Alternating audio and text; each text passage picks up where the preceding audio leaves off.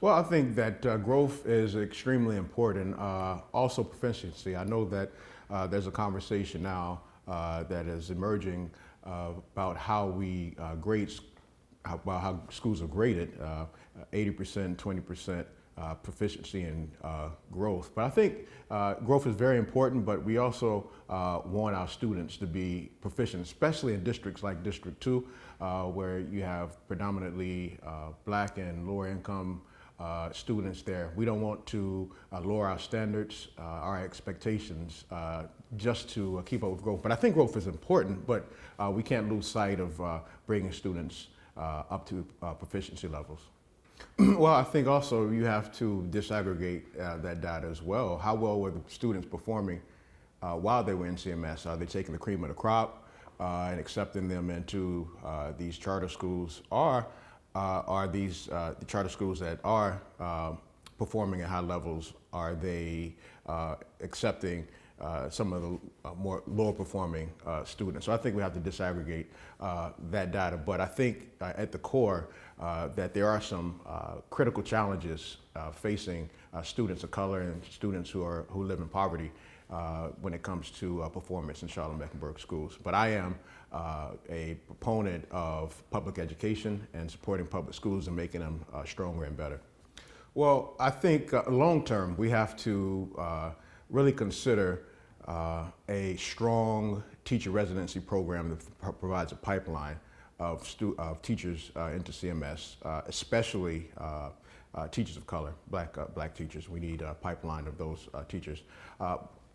Short term, I think that what we can do now is provide significant stipends and sign-on bonuses for teachers, especially in critical needs areas, such as EC teachers, where I believe at the beginning of the year there were 55 vacancies in CMS. And so math and science teachers as well.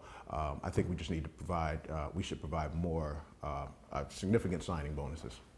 Well, I think that teachers have taken on much of the blame for the failure rate, school grades, and CMS. I've talked to teachers who have done everything that the district has told them to do down to the T, and yet we still have these performance outcomes. I think that it is a systemic issue, not from the bottom up, but from the top down.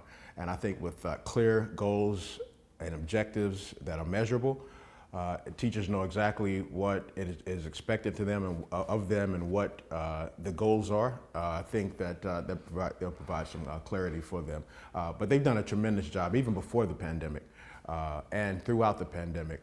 But then you have layers of issues, such as the type of materials that are taught in schools. That has come, we're sort of in this sort of culture war right now. We kind of moved away from instruction to these culture wars. But I think that if we return back to what the teaching and what takes place in the classroom and providing teachers with the support that they need in order to prepare students for the next grade level, I think that that's what the goal of the school board should be. Sure. There's some folks that are on the board that have overseen 6 leadership changes, whether hiring, firing, resignation.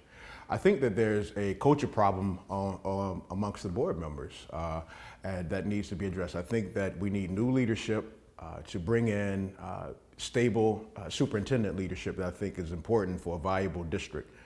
As with me being on the board, I work cooperatively with other board members to ensure that we select the right person. We want a long-term superintendent to provide stability for the district.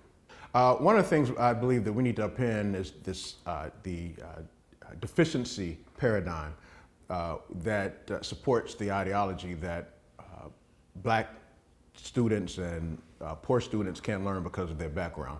And so my question would be to the superintendent, do they believe, does that individual believe, he or she, that black students and students who come from low-income homes can learn based on their domestic environment?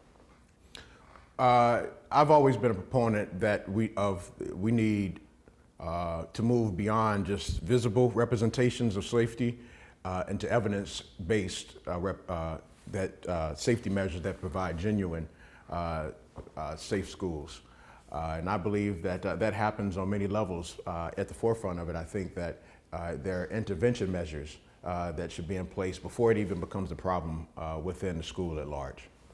North America has a unique problem with our obsession with guns, and I think that we need national, federal legislation that restricts in some way, not prohibits, but restricts folks who don't need a weapon in their hand. I think that the proliferation of guns contributes to this overwhelming disaster that we see not only in our schools but in society at large. And I think that we need to address it at a federal level to curtail gun violence.